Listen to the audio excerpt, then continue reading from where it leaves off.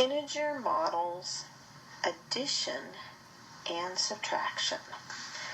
Let's begin with addition. For example, if you had positive 1 plus a positive 4, you could show this by using chips.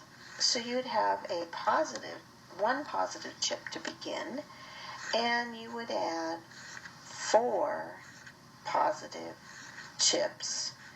And in the end, you would have 1, 2, 3, 4, 5 positive chips. So the answer to that equation is positive 5.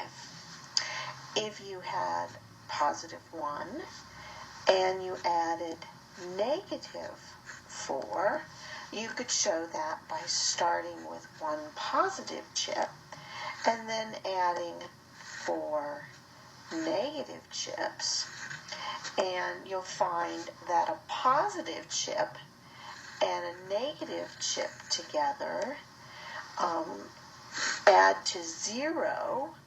And so if these two add to 0, then all that you have left is 1, 2, 3 negative chips. And so the answer to this equation is negative 3. If you add negative 1 plus a positive 4, it would look like this. You'd start with 1 negative chip, and you would add 4 positive chips. And as in the last one, the 1 negative chip and the positive chip together are 0, and so you're left with 1, 2, 3 positive chips.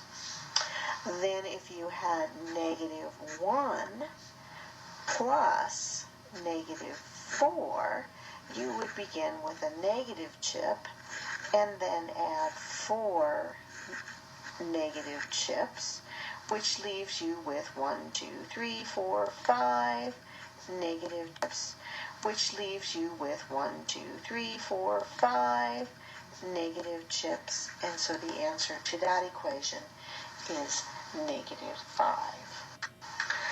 Now notice that when you add a positive and a positive, the answer is a positive. Now that makes sense because if you look at the number line,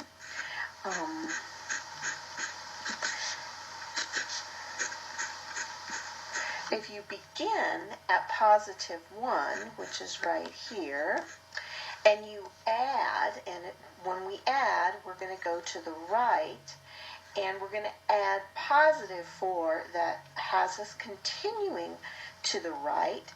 It becomes 1, 2, 3, 4. We added 4, and we ended up at positive 5. So you start on the positive side of the number line, and you continue to the right.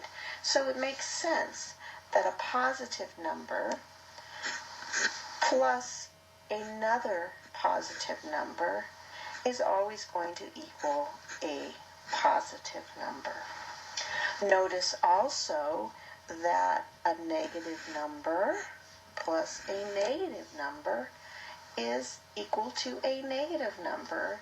And again, that makes sense by looking at the number line.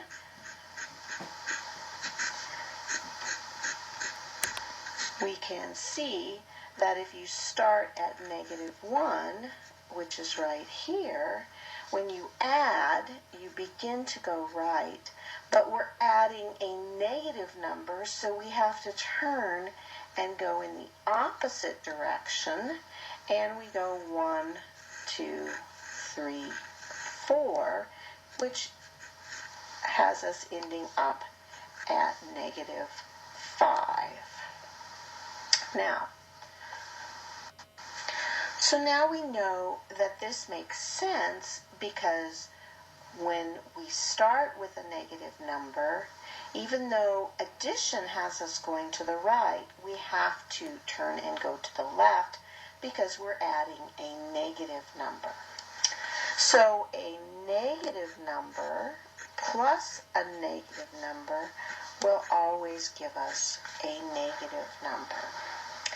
Now, when we add a positive and a negative, or a negative and a positive, the answer is going to depend upon the absolute value of the integers.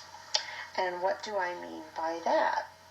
Well, the answer is going to be positive if the positive number has the greater absolute value.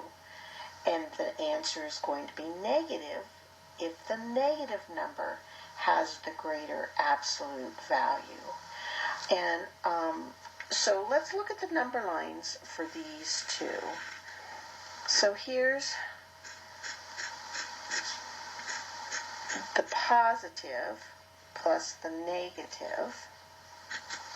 So if we start with a positive 1, and we're going to begin by adding, but we're adding a negative 4, we have to turn and go in the other directions and go 1, 2, 3, 4, which leaves us at negative 3. Now, if you look at the two numbers, we have positive 1, and the absolute value, or the distance from 0 of positive 1 is 1, and the absolute value of negative 4, which is the distance between 0 and the number, is 4. And so the absolute value is 4 is greater than 1, and so that we know our answer is going to be negative. So let's look at the other number line, and we have 0, 1. And we begin at negative 1, and since we're adding, we start going right, and we are still adding a positive 4, so we go 1, 2, 3, 4, and in this case we end up at positive 3. And again, looking at the absolute value of negative 1 is 1, and the absolute value of positive 4 is 4, and of course 4 is larger than 1, and so the answer is going to be positive 3. So when you are adding positive and negative numbers, the answer, or the sum, is dependent upon the absolute value of the greater number. And so this depends on the absolute value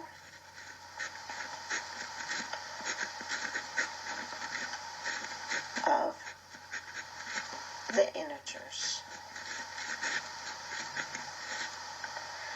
And the answer will be the same sign as the greater absolute value.